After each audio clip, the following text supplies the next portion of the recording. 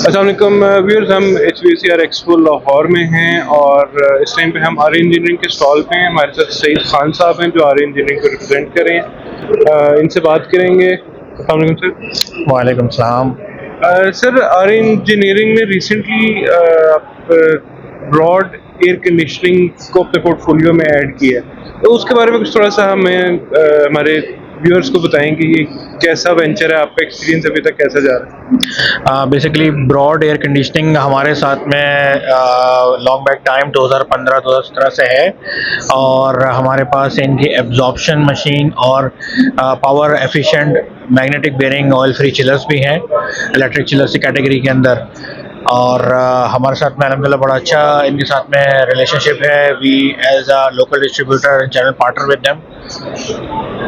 ठीक हो गया। अच्छा सर, अभी आर इंजीनियरिंग जो है वो चैनल पार्टनर के तौर पे ब्रॉड एयर कंडीशनिंग को रिप्रेजेंट करेंगे, तो आप कौन कौन सी प्रोडक्ट्स हैं इनकी जो कि आप पाकिस्तान में सक्सेसफुली चला रहे हैं और कैसा रिस्पॉन्स है अभी तक आपका? बेसिकली देखें, आर इंजीनियरिंग एक पावर डिस्ट्रीब्यूशन साइड की कंपनी है। हमारे पास जो जेनसेट्स हैं उससे दो चीज़ें वेस्ट होती हैं, एक फ्लू एग्जॉस्ट और जैकेट वाटर हॉट वाटर। तो वो दोनों चीज़ें जब एग्जॉस्ट होती हैं तो वेस्ट इंडस्ट्रियल वेस्ट कहलाता है। वो हम उससे अपना ब्रॉड के एब्जॉर्प्शन चिलर्स यूज़ करते हैं ताकि हमारे पास जो चीज़ इंडस्ट्री में वेस्ट हो रही है रादर देन कि हम उसको मार्केट में डायरेक्ट छोड़ दें, एनवायरनमेंट ख़राब हो, वो हम उससे चिलर चला लें। तो एक फ्री एनर्जी कूलिंग मिल जाती है। उसमें एडवांटेज क्लाइंट को भी होता है कि उसको मज़ीद कोई एनर्जी सोर्स ख़रीद कर नहीं लगानी पड़ती है। दूसरा ये कि हमारे पास जो कि जैसा कि हम देख रहे हैं इस वक्त जो मार्केट शिफ्ट कर रही है क्योंकि गैस की अवेलेबिलिटी के इशूज़ हैं, तो वो इलेक्ट्रिसिटी की तरफ ज़्यादा जा रहे हैं, सोलर या विंड के ऊपर जा रहे हैं। तो हमारे पास उसके लिए बेस्ट सोल्यूशन है वो हमारे पास इलेक्ट्रिक चिलर्स हैं जो कि magnetic bearing oil free based chillers हैं। फिर ब्रॉड के पास और भी डिफरेंट सोल्यूशंस हैं। लाइक हमारे पास एक सोल्यूशन है जो कि कंटिन्यूसली आपके चिलर्स की क्लीनिंग करते रहते हैं, जिसको हम ऑटोमेटिक ट्यूब क्लीनिंग सिस्टम कहते हैं। तो उसमें एडवांटेज ये होता है कि आपके पास जब ड्यूरिंग ऑपरेशनल ऑफ चिलर आपकी जितनी भी लाइंस होती हैं कंडेंसर साइड की वो क्लीन होती रहती हैं। तो आपको जब इंतज़ार नहीं करना पड़ता कि साल का एंड होगा तो मैं मेंटेनेंस कराऊंगा तो फिर मैं सारी चीज़ें साफ़ करूंगा, तो ये भी एडवांटेज होता है। फिर मल्टीपल एडवांटेजेस हैं उसमें ब्रॉड की तरफ से। जो चिलर की जो मेन जो आप कहना चाहिए बहुत स्ट्रॉन्गेस्ट तरह चीज़ है वो इनकी आफ्टर सेल सर्विस भी है। ब्रॉड खुद आफ्टर सेल सर्विस देता है, जिसमें एडवांटेज ये होता है कस्टमर एंड को भी कि वो डायरेक्ट ही मैन्युफैक्चरर के साथ में लिंकअप रहता है। आपके चिलर में अगर कोई भी किस्म का इशू आता है तो वो ना सिर्फ पाकिस्तान रीजनल बेसिस के ऊपर, वो हेड ऑफिस चाइना में भी जाकर वही सेम एरर मैसेज होता है। तो हमारे जो यहाँ पर ब्रॉड के सर्विस इंजीनियर हैं वो जाके खुद ही उसको रेक्टिफाई करते हैं प्रॉब्लम को और बहुत ही मिनिमल टाइम के अंदर वो तमाम चीज़ें कवर हो जाती हैं। ठीक हो गया सर। ये जो आप बता रहे हैं कि इंडस्ट्रियल वेस्ट को ही यूज़ करके वो एनर्जी यूज़ कर लेते हैं और ये काफ़ी कॉस्ट इफ़ेक्टिव प्रोडक्ट लग रही है। इसकी ये लॉन्ग टर्म कॉस्ट इफेक्टिवनेस है या ये इंस्टॉलेशन के टाइम पे भी ये थोड़ा कॉस्ट, या अक्सर ऐसा होता है कि कॉस्ट ज़्यादा होती है लॉन्ग टर्म में सेविंग ज़्यादा होती है, ये किस तरह फाइनेंशियल इसकी बनती है?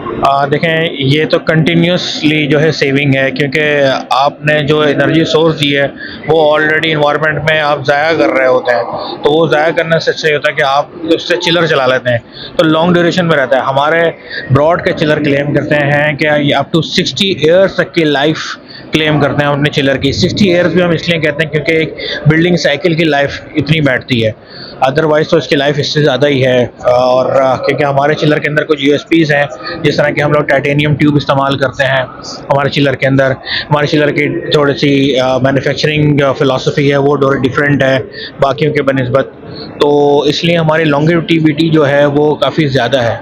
और वेयर एज इलेक्ट्रिक चिलर की अगर हम बात करें तो उसकी लॉन्गेविटी हमारी 30 साल तक को टच करती है।